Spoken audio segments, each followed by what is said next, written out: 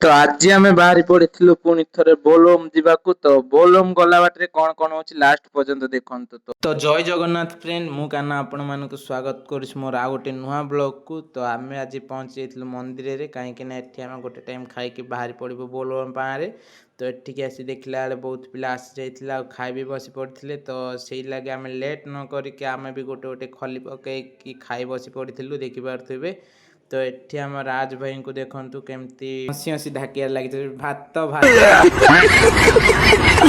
ତ ମୁଁ ସେଠୁ ଆସିକି ଗାଧେଇ ପାଧେଇକି ପୁରା ରେଡି ହେଇଯାଇଥିଲି। ଆଉ ରେଡି ହେଇକି ମୁଁ ବାହାରି ପଡିଥିଲି ମନ୍ଦିର ପାଇଁ। ତ ମନ୍ଦିରକୁ ଗଲାବେଳେ ଆମ ରାଜ ଭାଇ ଆଉ ରାଜା ଭାଇ ବି ପଳେଇ ଆସିଥିଲେ। ଆଉ ଭିତରେ ପୂଜା ଚାଲିଥିଲା, ତ ବାହାରେ ଜୁହାର କରିକି ଆମେ ବାହାରି ପଡିଥିଲୁ ଗାଁ ଭିତର ଆଡକୁ। ଆଉ ଗାଁକୁ ଆସିକି ଦେଖିଲା ବେଳେ ଆଉ କିଛି ପିଲା ବି ମନ୍ଦିର ଆଡେ ଯାଉଥିଲେ।